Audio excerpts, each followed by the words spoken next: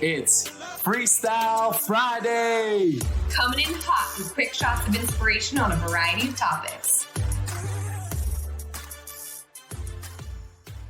All right, today's episode is inspired by a book I'm reading right now called The Untethered Soul that my dear friend Leslie Garcia told me to read. Her and I have been friends since 7th grade, and she's been telling me for like over a year to read this book, and I finally read it. It's called The Untethered Soul, The Journey Beyond Yourself by Michael A. Singer. And we're sitting on the beach. Yeah, side note, our studio today is on this beautiful porch overlooking the Gulf of Mexico in Orange Beach, Alabama. There's boats and stuff in the background and a little breeze. So if you hear that, it's just Mother Nature just being awesome. So Chapter 9, Removing Your Inner Thorn. I was really inspired by reading this and was like, wow, we need to make this a Freestyle Friday. Okay, so Chapter 9, Removing Your Inner Thorn. So I was really inspired by this, and it says, one of the most important areas requiring change is how we solve our personal problems. We normally attempt to solve our inner disturbances by protecting ourselves. Real transformation begins when we embrace our problems as agents for growth. So they use an example of, imagine that you have a thorn in your arm that directly touches a nerve. And every single time this thorn is touched, it's extremely painful. And because it hurts so much, the thorn is a serious problem in your life. It's difficult to sleep because you can't roll over. It's hard to get close to people because they might touch you and you can't deal with that. It makes your everyday life extremely difficult. You can't even go for a walk in the woods because you might brush against the thorn against the bushes. So this thorn is a constant source of disturbance. And to solve the problem, you have two choices.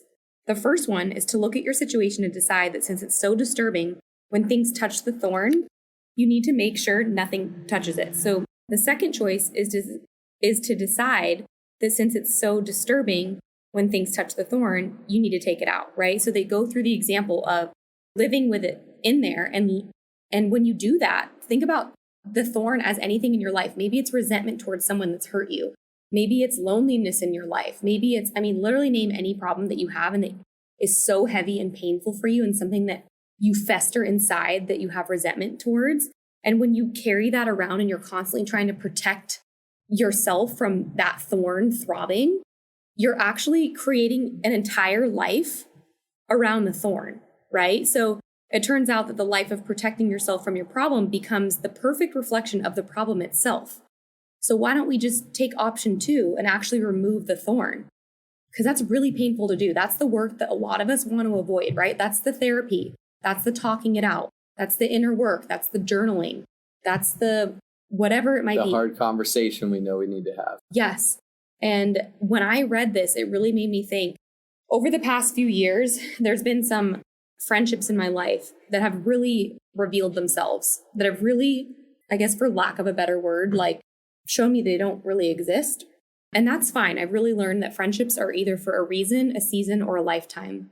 And I don't have resentment towards these people that have hurt me. I shouldn't say that. That's probably a lie. I do have resentment towards people that have hurt me.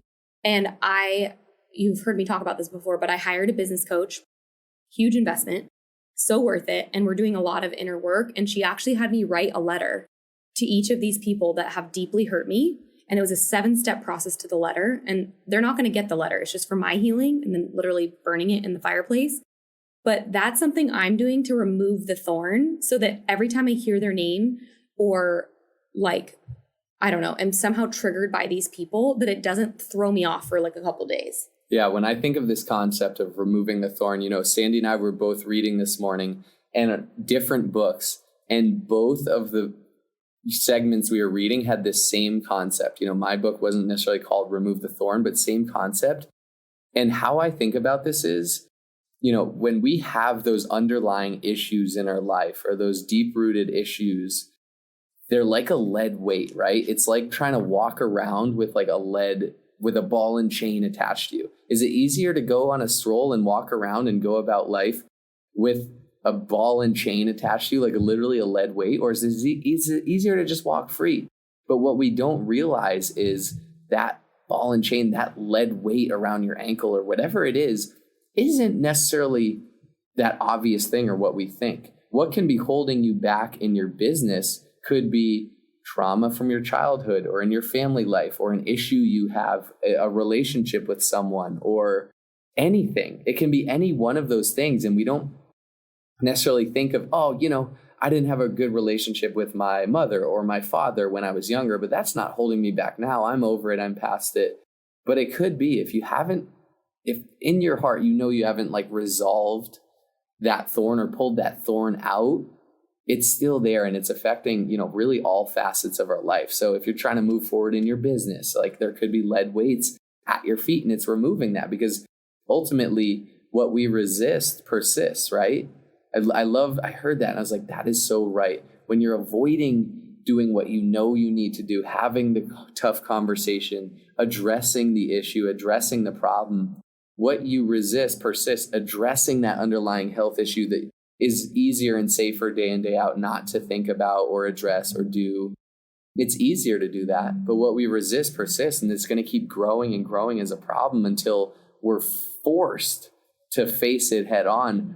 Probably not, and it's not going to be a good situation. So addressing that, removing the thorn, removing the lead weight, addressing the issue so you can move forward is the play. I think Abraham Lincoln said, if I had to chop down a tree, I'd spend the first 5 hours sharpening my axe so I could swiftly chop it down versus just trying to drudge on with a dull axe. I think that applies to moving forward too. I love that. So don't doubt your ability to remove the root cause of the disturbance inside of you. Know that you have the power to do that. And freeing yourself of that is a very liberating thing. It's something I'm still actively working on. It doesn't just happen overnight. But know that you're capable of doing that, and you don't have to live like with that heaviness. You don't have to live with that soreness and that bruise and that pain. You can free yourself of that. And it's going to be a process. It's going to be a journey. But I'm loving this book because it's so much about sitting with yourself and experiencing the strength of your inner being when your heart feels weak. And the whole essence of the book, it's a really short, easy read. I just started it 2 days ago and I'm already halfway done with it. It's only like 170 pages. Really easy to read. The Untethered Soul, The Journey Beyond Yourself. I think this is a great read for everyone and just kind of helps give you a deeper glimpse into yourself and kind of how you look at the world.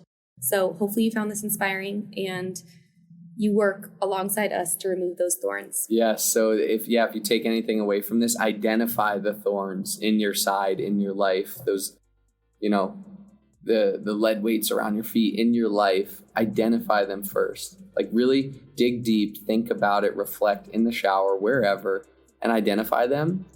And then have a plan of action. What's my next move? How do I work to remove those? Because when you do, you might take a step back. It might be hard to remove those, but it's to take 10 steps forward. It's to be able to run faster forward or get to where you want to faster. So thanks for bringing this one up, babe. I thought this was a great idea, great episode, and hope you guys found value out of it. We'll catch you next time.